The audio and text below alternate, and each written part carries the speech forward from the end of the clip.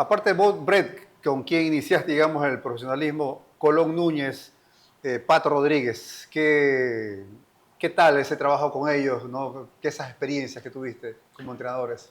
Bueno, con Bob estuve más o menos 2 años. Eh, Era un tipo que trabajaba muy fuerte, pero era un poco novato en el tema de... Quería él era un australiano más de los 80 que de la época de los 60, en el sentido de que los 60 eran mucho más relajados, los australianos siempre se oye que jugaban, salían juntos, comían juntos, pasaban juntos.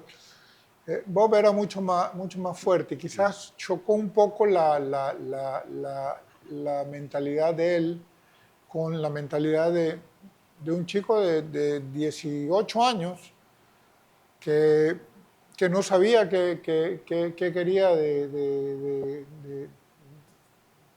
de su vida en el tenis, menos en su vida, que estaba comenzando a vivir cosas nuevas que no había vivido, que tenía y había tenido eh, experiencias en tenis muy marcadas a mi manera y prácticamente eh, que me las había enseñado yo mismo y aprendido yo mismo, porque Miguel, que no hay que olvidarnos de Miguel Olvera, porque él era una persona que hablaba mucho de sus cosas y de cuando él competía y que eso nos ayudó muchísimo, sobre todo en la etapa de nuestros inicios Correcto. en la Copa Davis. Pero, pero con Miguel era como que siempre era a la heroica, ¿ya? Era el que estaba abajo y que daba la sorpresa, o sea, nunca era el que debía, al que iban a sorprender. O sea, él era el que sorprendía. Y no era un rol que me gustaba mucho a mí, porque si bien es cierto, yo competía a mi manera en tenis y comencé a aprender mucho más cuando jugué los sudamericanos y todas esas cosas, que yo sabía que cuando yo iba a esos torneos, yo subía mi nivel cuando era internacionalmente, como después lo fui descubriendo de a poco cuando comencé a jugar Copa Davis. Yo jugaba mejor, o sea, y no me refiero a jugar mejor de que jugaba bien siempre los partidos, me refiero a que competía mejor y de alguna manera me las valía para ganar partidos que por ahí se complicaban. Eh, yo estaba más en el rol de que yo quería asumir mis riesgos, yo quería ser el protagonista y Miguel quizás un poco no tenía esa forma de ser, aunque era un competidor Claro. nato, pero era un competidor de casa adentro. Con Hoffman comencé a aprender otras cosas, o sea, y él es realmente el que cambia mi manera de pensar. Yo, cuando estaba en Hoffman, yo los martes tenía que ir a cenar con él. Él tenía una mesa muy grande, de 12 personas, y si yo estaba ahí, yo tenía que ir el martes, 5:30 de la tarde, horario gringo de cena, tenía que ir a almorzar y sentarme ahí. Con él me sentaba a la izquierda de él y a la derecha sentaba a Lucy, su esposa, y de ahí siempre tenía invitados. Y te aconsejaba y hablaban de tenis y A todo. ver, yo no hablaba, creo que yo no hablaba mucho inglés todavía, Ya. pero los términos de tenis son fáciles de entender porque los conoces. Y ahí es que comienzo yo a conocer a Liu Holt y a quien nunca conocí, nunca vi jugar, eh, a pesar de que vivió en España y vivió todavía en la época que, que incluso que gané el Godó. Pero nunca lo pude conocer, nunca, o sea, y nunca se me ocurrió, o sea, quería conocer, era como, ese sí era un genio para mí fuera de alcance. ¿Cómo iba a llamar yo a Liu Holt era otra cosa. Y eso creció con las cosas, es que si, porque Hoffman, a pesar de que tenía a Roswell, a Emerson, a Leiber, a Newcomb, a Fraser, a Stolley, a McGregor, o sea, la cantidad de jugadores que tienes ahí. Pero cuando él ponía un ejemplo, te decía Lew Holt. Lew Holt hubiera hecho esto. Lew Holt, que me decía Monster, me decía él a mí, me dice, Monster, tú tienes que tratar de jugar como él. Y tienes que tratar de tomar tus riesgos. Y eso fue lo que comenzó a marcar más mi tipo de juego y comenzó a marcar más mi personalidad también. ¿Por qué crees que Holtman te tomó bastante cariño, aprecio, que te tenía un trato, no sé, especial, digamos? Quizás porque primero llegamos un grupo de jugadores de Ecuador a su academia y entre las personas que estaban el papá y la mamá de Raúl, Paco y María Rosita. Que, tremendo caballero y dama que se rindieron con el señor Hoffman y él quedó rendido con ellos. Y esta es la clase de gente que quiero tener. Y eso que cuando llegamos el primer año seguíamos con el tema de la universidad, ¿no? Ni soñábamos en profesional. Ahí es que comenzamos a ver, cuando comenzamos a practicar con Gerulaitis en la misma cancha, de repente vino Borg un día, pero no jugamos con él, pero poder verlo. Llegó Tim Gullickson, Russell Simpson, estaban Peter McNamara, Paul McNamee, Chris Lewis, David Carter, Paul Cron, Cliff Letcher, Élite, pura élite. O sea, ahí tenías ya 8 jugadores, 9 jugadores dentro de los 100 primeros. Y si tienes el 10% de los 100 primeros ahí entrenando contigo, te va a pegar. Eso es los que vivían ahí. Sin decirte que venía a entrenar Carlos Kirmair, José Luis Damiani, Hans Gildemeister, aparte estaban Fritz Buning, Johan Krieg. O sea, era el lugar para estar y aprender. Y cuando de repente comienzas a entrenar y a practicar con ellos.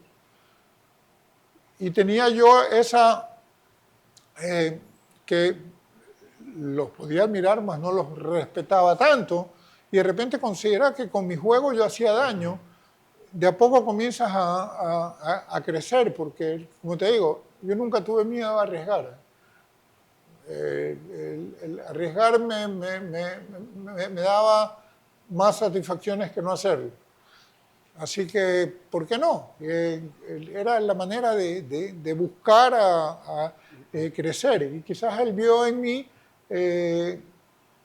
este chico de 1,90 m y tantos, que necesitaba trabajar o ser trabajado de una manera distinta, porque en los años 70, seamos honestos, acá no existía el deporte profesional.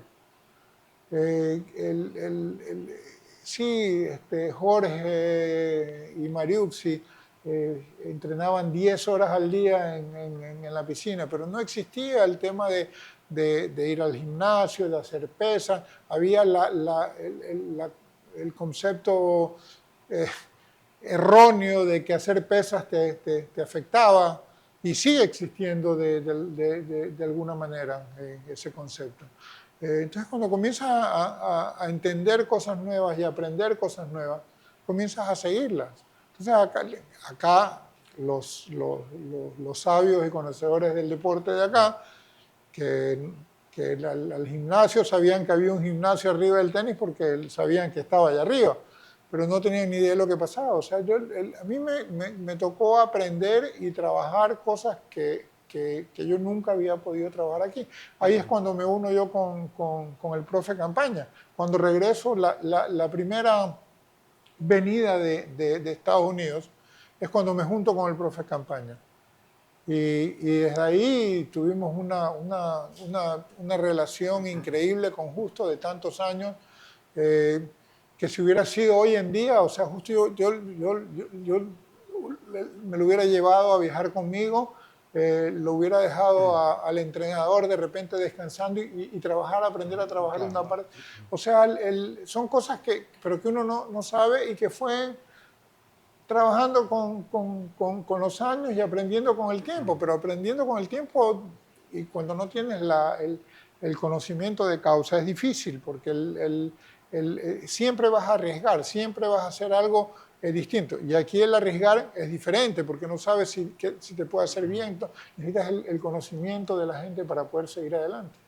Bueno, y con Colón estuviste muchos Con Colón años. estuve ¿Qué tal 8 años. esa relación? Porque eran amigos, ¿no? De Sí, repente era tenían cortocircuito a veces, qué sé yo. bueno, cortocircuito hay con todos, o Ya. sea, con Bob Brett hubo cortocircuitos y fuertes, hasta que llegó un momento en que ya o sea, yo no estaba dando lo que podía dar o él no estaba sacando lo que debía sacar de mí y era una cuestión en que ninguno de los dos estaba mejorando. Él era un entrenador joven, nuevo. Con Colón era un tema más de familia. Él tenía su familia nueva, comenzando con su esposa y una hija en ese momento. Comenzamos a viajar y Colón, que tenía su experiencia de haber viajado en Europa y haber jugado en Estados Unidos y tener algo de tenis universitario también, él me hacía ver las cosas más fáciles. O sea, podíamos discutir, pero era más fácil arreglarlas. Él podía entender él más mi mentalidad sudamericana o latina y de hecho fueron los cambios que tuve que comenzar a hacer, un poco a tener una mentalidad más americana y más europea a la vez para poder liberar lo que tenía de cómo había crecido y con las cosas buenas o malas que había crecido y cómo iba a tener que cambiarlas para poder seguir adelante y fuimos aprendiendo los dos y no es tan fácil, pero si te das cuenta hoy en día hay muchos entrenadores que salen y tienen éxito rápidamente como entrenadores porque saben comunicarse con el jugador y tienen esa empatía para poder darse cuenta de que si el jugador mejora, el entrenador también mejora. Y es una cosa de dos y no de uno solo. Ya con 3 cuartos de final en Roland Garros, en la época justamente de Colón, tiene un cambio, ¿no? Entra al Pato Rodríguez en el 89 y prácticamente preparan el Roland Garros de 1990. ¿Tú pensabas que esa podría ser tu última oportunidad de conseguir el torneo que tanto perseguías, el Roland Garros? Mira, primero el 86, el 86 me caso. Y obviamente que siempre marca tu vida, pero al año y algo de casados nace nuestro primer hijo.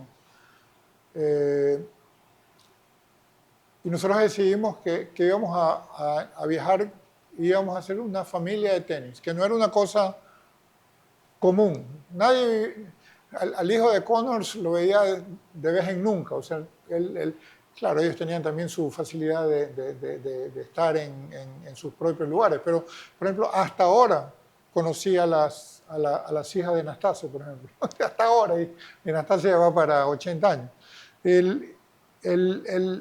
Nosotros decidimos que íbamos a viajar como familia. Que eso de que yo viajo y tú te quedas en casa no iba a funcionar. Iba a ser porque era una cosa que más o menos pasaba.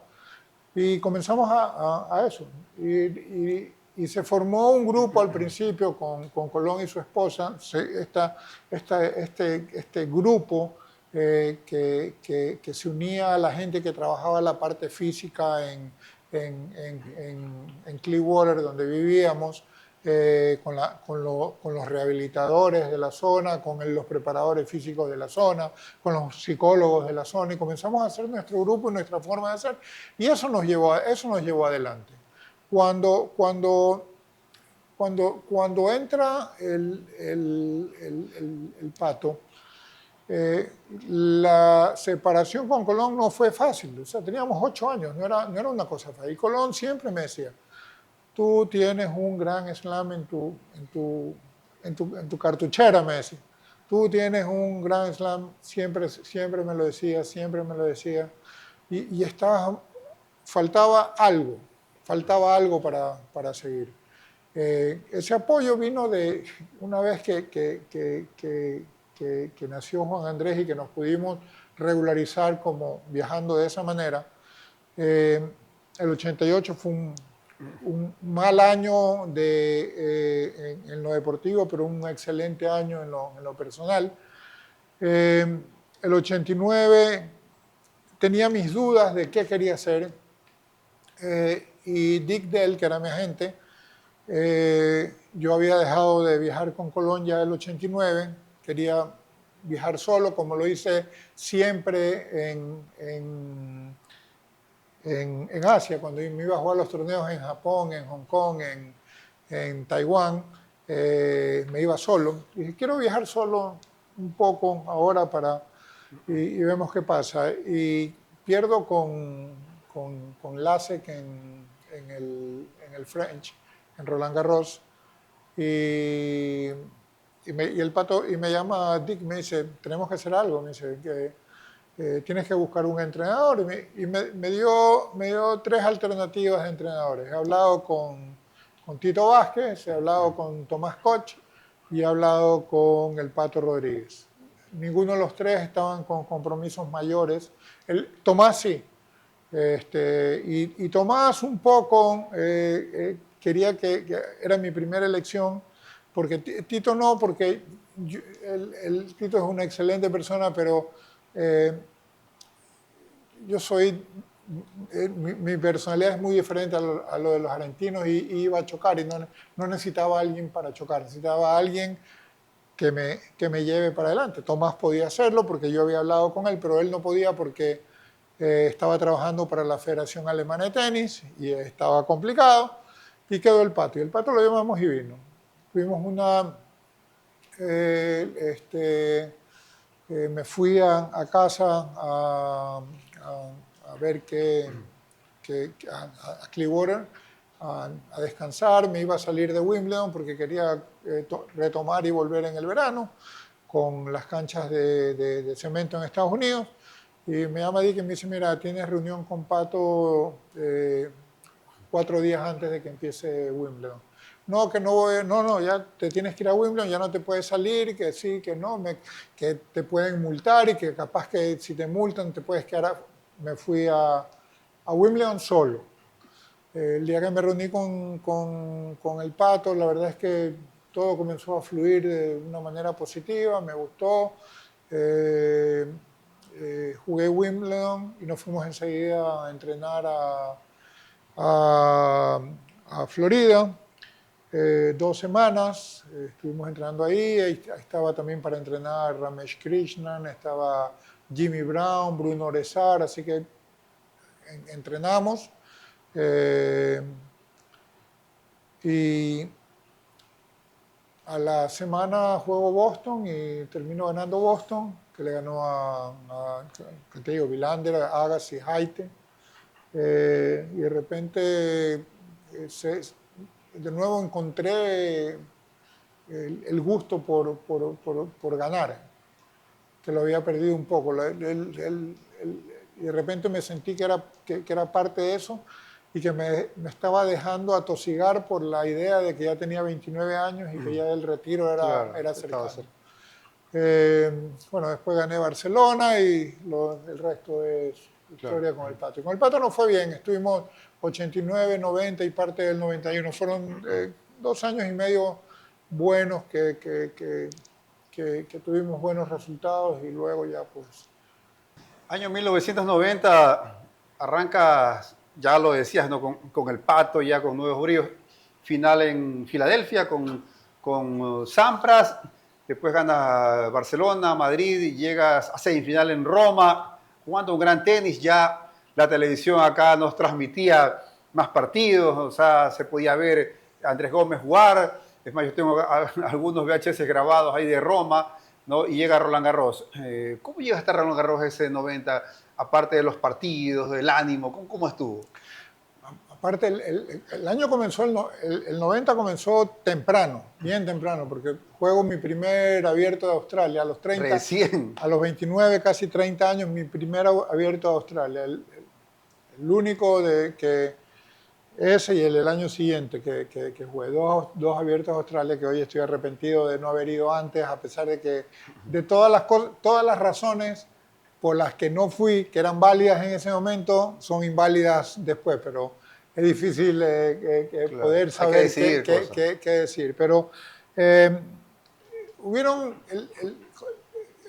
el ATP Tour era incipiente, comenzó este nuevo sistema de torneos donde tenías que jugar una cantidad de torneos mínima y donde podías descartar torneos. ¡Qué bestia! Después de llevar en el circuito 12 años, finalmente podía eliminar esos torneos en que perdí en primera vuelta y que me costaban, porque los torneos de la época de cancha dura en Europa, en cancha cubierta, eran durísimos, eran torneos que seguro era primera vuelta y en vez de terminar 15, hubiera podido terminar tranquilamente en top 10 en esa época.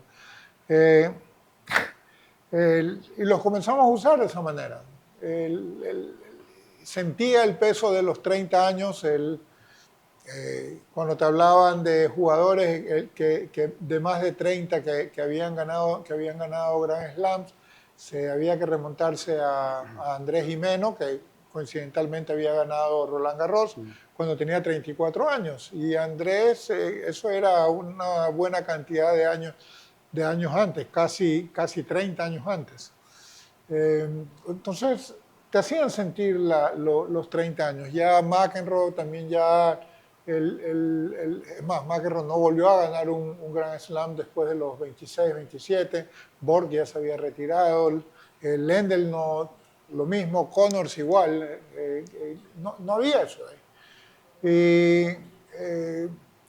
decidimos llevar un calendario que me permitiera no tener que volar mucho de Europa y de vuelta a Estados Unidos, sino poder estar en Estados Unidos, perdón, estar en Europa y poder entrenar en Europa. Y es así que me embarco la semana después de Key Biscayne a Europa y contando las semanas desde Estoril hasta la segunda semana de Roland Garros iban a ser 8 o 9 semanas, que era, o sea, que para mí era imposible. Yo me iba 3, máximo 4, cuando si no me iba muy bien tenía que buscar otro último torneo, pero muy rara vez hacía 4 semanas seguidas en Europa. Así que nos fuimos para allá, decidimos jugar Estoril,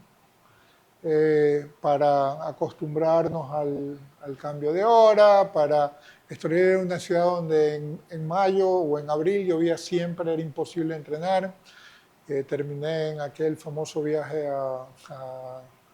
a Fátima y luego unos días antes a Barcelona con Pérez Roldán y coincidentalmente hicimos finales los dos en ese torneo.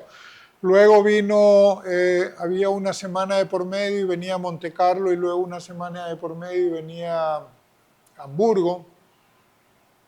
Y decidimos hacer base en el sur de Francia y nos quedamos 3 semanas en ese lugar, pero íbamos y veníamos.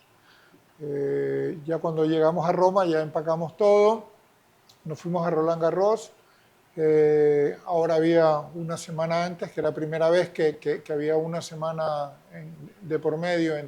Antes terminaba Roma el domingo y ya el martes estaba jugando primera vuelta en París.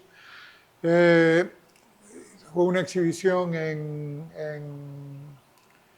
Marsella, regresé a París y de ahí ya lo que se sabe Claro. de eso, pero Pero tú te sentiste ya, digamos, como en los 84, 86, qué sé yo, yo ¿no? me sentí en control de mi juego totalmente. Ya.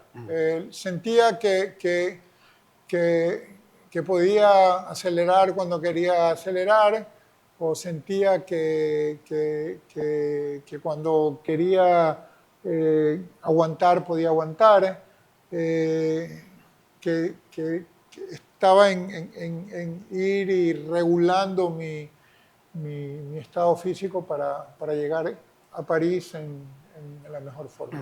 Y eso fue lo que se hizo. O sea, yo decía, bueno, a ver, en París, ¿con quién he perdido? He perdido 4 veces con Lendl, él ganó 3 veces el torneo. Perdí con Peter McNamara, que estaba top 10, que perdí con José Higueras, que estaba top 10.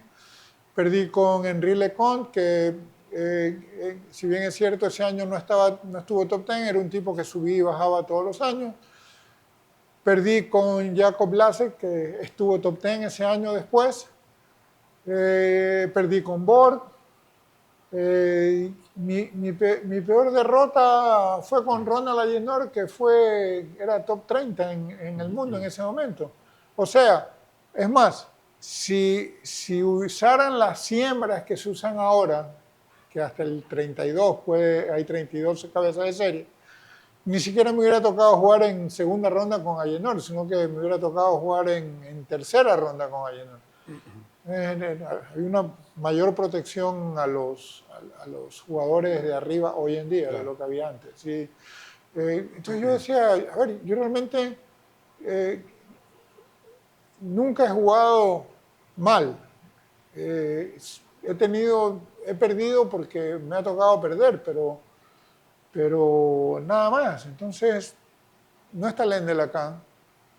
Es una buena oportunidad para mí y he hecho las cosas no bien, las he hecho quizás mejor, utilizando quizás un poco más la experiencia, y quizás ahí vino la experiencia del Pato a ayudarme a canalizar mejor esas cosas. Y pasaste una barrera, ¿no? Los cuartos de final, jugaste con Muster, que te había ganado en Roma recientemente, y pasaste ese partido. Ya fue todo realmente de ganancia, pero obviamente por tu apetito de campeón querías ganar el torneo.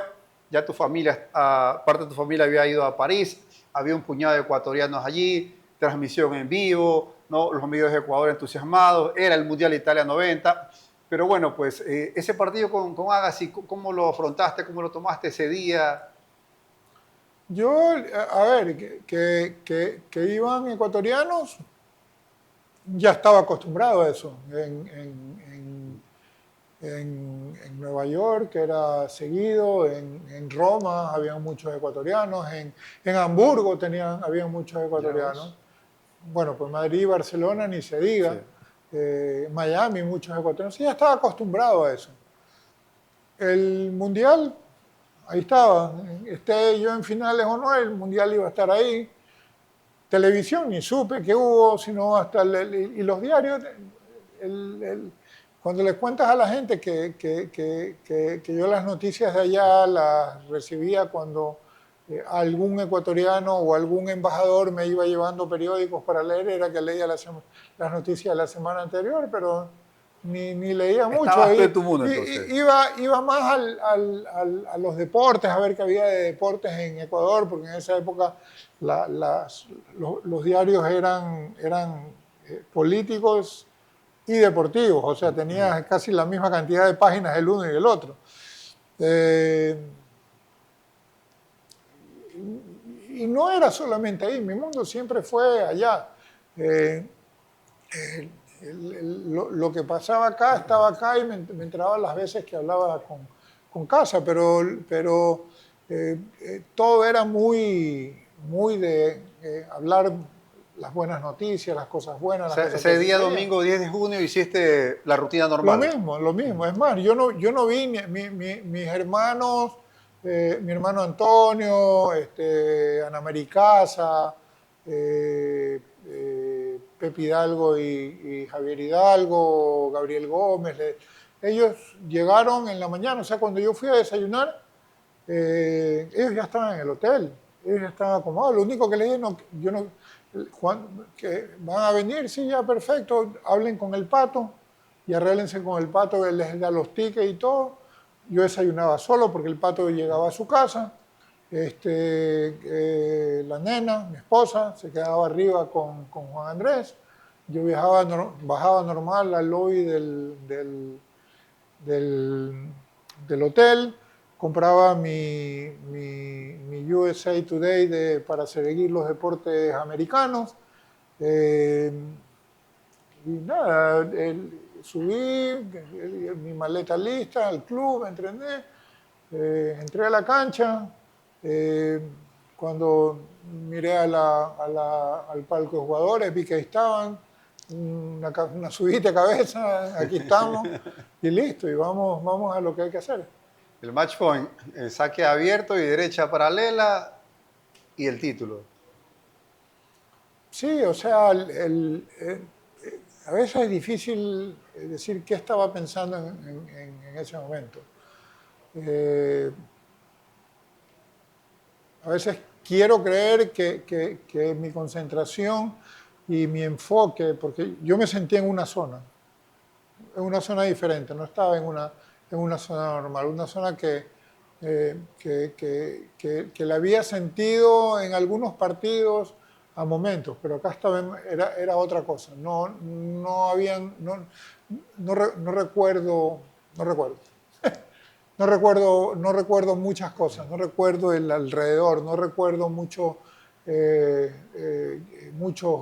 gritos. Recuerdo que cuando el estadio decía André, André o Andrés, Andrés, yo dije, no, es todo Andrés, el Andrés no existe. Así que el- el- el- las jugadas salían porque salían. Hace poco encontré el partido con un set con Thierry Champion en cuartos de finales. Y no me acordaba de mucho. Vi unos puntos o un set con Volkov. Y no me acordaba de nada. Es más, hasta hoy en día, hasta verme jugar, Estabas en automático. hoy en día me veo jugar y digo, si yo jugaba así. El otro día hablábamos con Raúl y le decía, oye, Raúl, le digo, estaba viendo un partido con Becker precisamente en Forest Hills.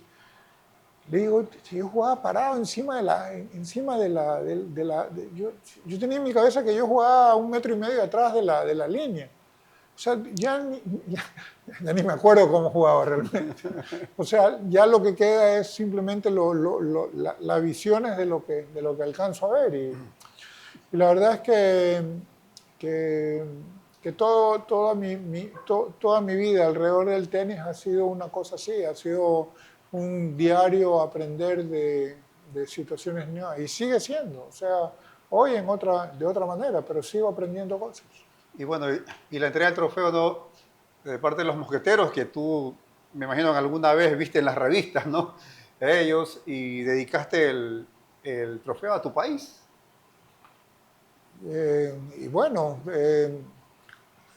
uno de vuelta, uno siempre está representando a su país, en este caso, eh, ese arraigo del sentimiento que te imprime la Copa Davis, uno siempre lo lleva adentro. Claro que cuando juegas mal dices, no, hoy día no, hoy día estuve mal, o cuando pasaban situaciones anómalas en la cancha. Pero siempre te das cuenta que siempre estás representando a tu país, dentro o fuera de la cancha. Y eso son situaciones que hoy en día son normales y es lo que es, y es lo que uno hace. Eh, el ponerte la bandera, en ese momento lo único que tenía de bandera era un banderín que me dio el cónsul. o embajador.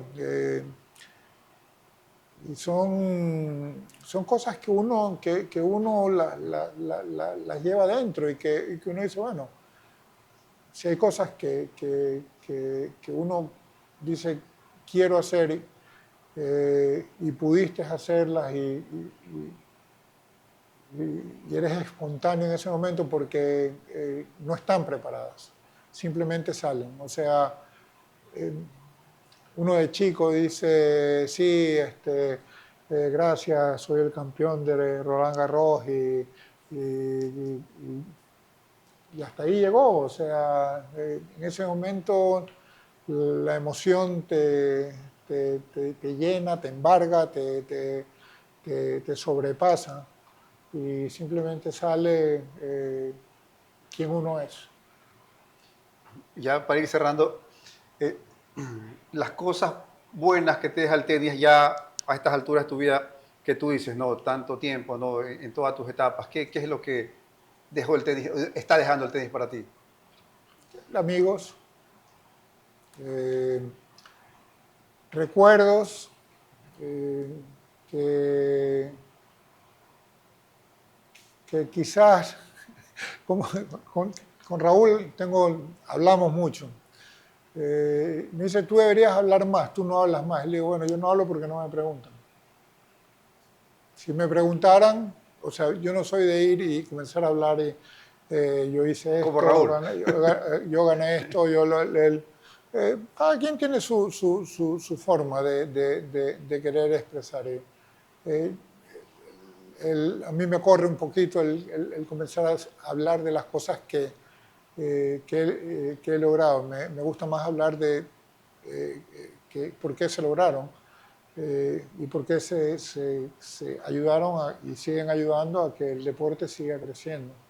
Y la oportunidad de estar con chicos y crecer con chicos, eh, como se lo hace ahora, buscar que hayan torneos, buscar que los chicos tengan oportunidades de conocer y de ver lo que pueden hacer, me llena y porque a mí me hubiera gustado tener la oportunidad de jugar torneos Futures cuando era chico en casa o torneos Challengers, me dieron esa oportunidad de jugar Grand Prix y eso para mí me marcó siempre. Para mí el Grand Prix Ciudad de Quito fue una cosa que me marcó muchísimo. O sea, la emoción de estar en ese lugar y ahora poco tuve oportunidad de estar por los 40 años del Club Buenavista y estar otra vez en el lugar donde se armaba la plaza de toros para jugar el Grand Prix.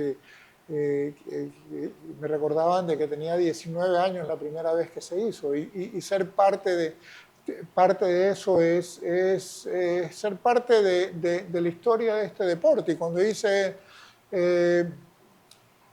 ¿qué quiero dejar? Quiero dejar eso, ¿no?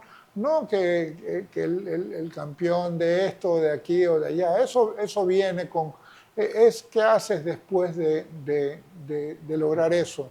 Y ni siquiera estoy hablando de ejemplo, porque yo siempre he dicho que es un poco injusto para los deportistas que te pongan de ejemplo de cosas que hay que hacer. Las cosas cada quien hace lo que tiene que hacer y vas para adelante de acuerdo a las oportunidades que te van dando y que se van brindando y de las experiencias que vas teniendo. No todas las experiencias son buenas, no todas las experiencias son malas. Eh, eh, no te contesté esa pregunta que me dijiste, cómo marcó la partida de tu padre, porque precisamente la quería dejar para contestártela al final, que eh, ese legado de él, de su trabajo, de su amor por su esposa, por su familia, por mis hermanos, es lo que siempre me llevó a ir buscando adelante. Y como decía él, eh, hay que trabajar por lo que uno quiere. Y a veces no siempre uno trabaja sabiendo todo lo que tienes para trabajar. Y en ese sentido, perder a mi padre a los 18 años fue durísimo. Por suerte tuve dos hermanos, que jóvenes también, y ellos también iniciando sus familias, siempre me dieron ese apoyo y esas energías que tenía que tener con dos hermanas menores que eran más chicas, pero que siempre estaban ahí para engreír a su hermano, y mi mamá, que fue una cosa realmente increíble. O sea, luego poder formar mi propia familia, todo eso viene atado de lo que uno quiere proyectar, y eso es lo que yo quiero proyectar.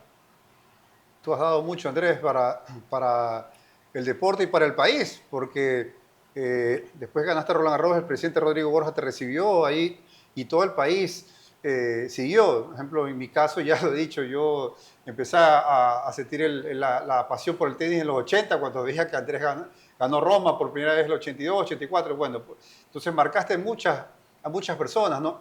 ¿Sientes que ha sido también, digamos, correspondido por el país, por la gente, qué sé yo, ¿no? Por todo esto que hiciste? O sea, primero, yo jugaba para mí. O sea, quien tiene que estar contento soy yo, quien tiene que reconocer mis logros soy yo, quien tiene que, o sea, la gente que se quiere unir, que se una. Y me da lo mismo, que hablen bien, que hablen mal, que les guste, que no les guste, que es así, que me da exactamente igual. O sea, lógicamente, y lo puedo decir, tengo más gente que se ha unido para bien. Y eso es bueno, y por eso soy como soy, por eso soy abierto, por eso me gusta reconocer a la gente, por eso siempre acepté las críticas, nunca tuve problemas con las críticas. Tuve críticos que quizás hoy en día estuvieran bloqueados, pero nunca fue lo mío. O sea, lo mío era que todo eso había que usarlo para crecer. Claro, no vivía acá, no tenía el seguimiento diario a diario que hay hoy en día sobre un deportista, que lo hace mucho más complicado para mí, o sea, porque yo no estaba acostumbrado a eso. Pero la gente está acostumbrada a la exposición, o sea, si comienzas poniendo toda tu vida en fotitos para que la vea todo el mundo, Claro. Estás acostumbrado a eso. Pero el no sentirme correspondido, o sea, yo creo que correspondido se siente uno diciéndote que haces las cosas bien o diciéndote que haces las cosas mal, o que pudiste haberlas hecho las cosas mejor o que no pudiste haberlas hecho de ninguna manera. Lo importante es que siempre había la atención, siempre se hablaba que el año había sido un fracaso porque no había clasificado al Masters a fin de año, o que no había ganado un torneo, y que a pesar de que gané todos los años desde el 81, gané un torneo menos el 89, creo, 88. Que si bien es cierto que solamente gané un Grand Slam, que debía haber ganado más, que no quise ser número uno del mundo. O sea, a veces... Hasta te da risa. pero gracias por preocuparte, o sea, me interesa. No es que no me interese, tampoco es que lo voy a sacar de contexto y voy a decir que las críticas no ayudaron. Ayudaron, todas las críticas ayudan. Uno aprende a reconocer de dónde vienen las críticas positivas, pero obviamente que siempre andaba cargado de energía positiva, y cuando necesitaba de esas energías positivas regresaba a Ecuador y venía a cargar baterías, aunque sea, y a veces me iba y me refugiaba en la casa, en la playa, y no es que veía mucha gente, pero cuando salía por ahí por los pueblitos pesqueros y veía que la gente, don Andrés, don Andrés con 26 años, ¿no? O sea, qué bacán, y era suficiente. O sea, sí había esa importancia y ese reconocimiento de lo que era. ¿Alguna vez te tentaron para la política? Sí, siempre, pero no, yo ya dejé, hace mucho tiempo dejé claro que no me interesa. O sea, no me interesa porque no me da la personalidad Ok. para que me interese. O sea, si voy a ayudar, creo que puedo ayudar más a mi manera, desde donde lo hago, sin necesidad de mucha publicidad y de que me vean mucho. O sea, yo soy una persona que respeta mucho mi privacidad. Yo sé que todos lo dicen, ¿ya? Pero me gusta llevar esa tranquilidad, esa hasta pasividad en algunos casos con las cosas que hago.